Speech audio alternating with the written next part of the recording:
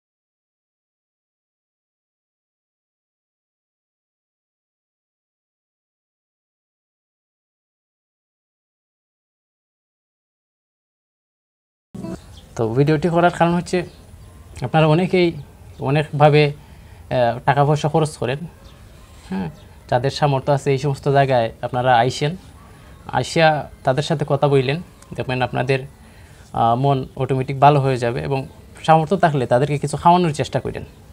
তো যাই হোক, তাদেরকে সাথে নিয়ে তাদের তৃপ্তি সহকারে এই ফলগুলো তাদেরকে খাওয়ানোর চেষ্টা করব।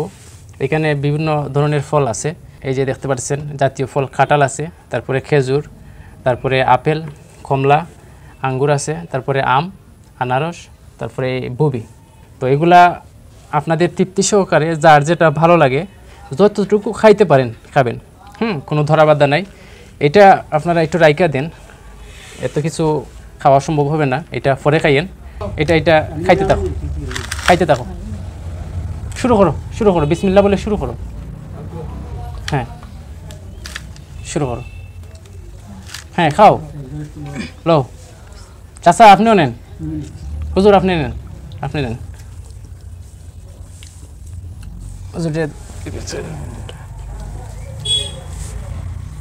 রনি তুমিও নাও। আমরা এখন হুজুরের সাথে কথা বলবো। আসসালামু আলাইকুম হুজুর, কেমন আছেন? আলহামদুলিল্লাহ। আমাদের দর্শকদের উদ্দেশ্যে যদি আপনার পরিচয়টা এবং আপনি এখানে কিসের দায়িত্ব পালন করতেছেন এটা যদি একটু বলতেন। আমি ইদ্রিস আহমদ, হ্যাঁ, এই প্রতিষ্ঠানের প্রতিষ্ঠাতা তত্ত্বাবধায়ক। হ্যাঁ, আমরা এই প্রতিষ্ঠানটি মূলত 1992 সালে আমাকে দায়িত্ব দেওয়া হয় এই এতিমখানাটি শুরু করার জন্য। তো কমিটির লোকজন নিয়ে মোটামুটি আমরা 3 মাসের ভিতরে রেজিস্ট্রেশন প্রাপ্ত হই। পরবর্তীতে 2004 সালে প্রথম আমরা সরকারি অনুদান পাই এবং 2008 সালে আবাসিকভাবে ছাত্রদের ভরণ পোষণের কাজ শুরু হয়। এই 2008 সাল থেকে এই পর্যন্ত যথারীতি আমাদের এই আবাসিক ভরণ পোষণ লালন পালন বাচ্চাদের চলতেছে। স্টুডেন্টদের সংখ্যা কতজন? টোটাল স্টুডেন্টের সংখ্যা হলো 45 জন। এই মুহূর্তে যারা উপস্থিত, ঈদের ছুটি, মাদ্রাসা বন্ধ, পরীক্ষার কারণে কিছু ছাত্র বাইরে আছে। তো আপনাদের এটা কি সরকারের আওতাভুক্ত? সরকারি আওতাভুক্ত বলতে সরকারের রেজিস্ট্রেশন প্রাপ্ত। আচ্ছা। আমরা সমাজসেবা অধিদপ্তর থেকে 17 জন ছাত্রের বিপরীতে একটা অনুদান পাই, প্রতিজনের মাথা পিছু 2000 টাকা মাস। আচ্ছা। সেই হিসাবে আমরা বছরে 4,08,000 টাকা পাই। আপনাদের এই প্রতিষ্ঠানের যে বার্ষিক যে খরচটা, এটা কত দাঁড়ায়? এটার বার্ষিক খরচটা প্রায় 7-8 লাখ টাকা আসে। বাকি 3 লাখ কোথা থেকে আসে? 3 লাখ থেকে আমাদের নিজস্ব সোর্স আছে, 3টা দোকান আছে, এই দোকানগুলো আমরা ভাড়া দেই, এই ভাড়া থেকে আমাদের ঘাটতি পুরা হয়। প্রবাসী অনেক ভাই বোনেরা আমাদেরকে সময় সময় সহযোগিতা করেন। আমি আশা করব যে ভবিষ্যতেও এই সহযোগিতার নজর যদি আমাদের প্রতি থাকে, তাহলে আমরা আরও অধিক সংখ্যক এতিম অসহায়দের সেবা দেওয়ার সুযোগ পাবো বলে আমি বিশ্বাস করি। আপনারা যে বললেন তাকির মাদ্রাসায় তাদেরকে পড়াশোনা করাইছেন, ওইখান থেকে কি বাচ্চাদের জন্য কিছু স্যাক্রিফাইস করে? না, স্যাক্রিফাইস তারা করার সুযোগ নেই। না, এগুলো নাও স্টার্ট করে নাও।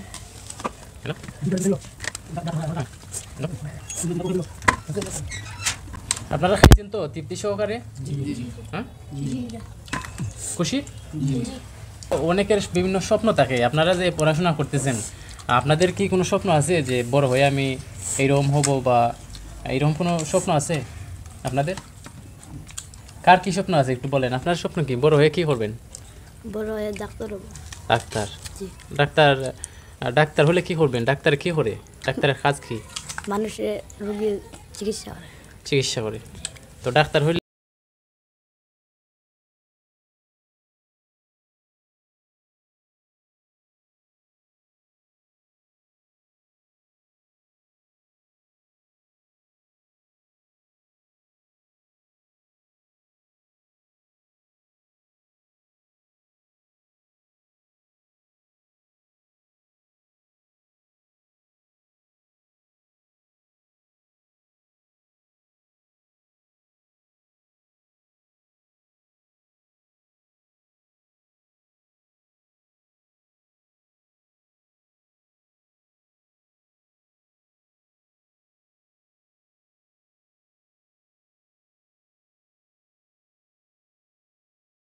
নিজের সন্তানের মতোই? জি।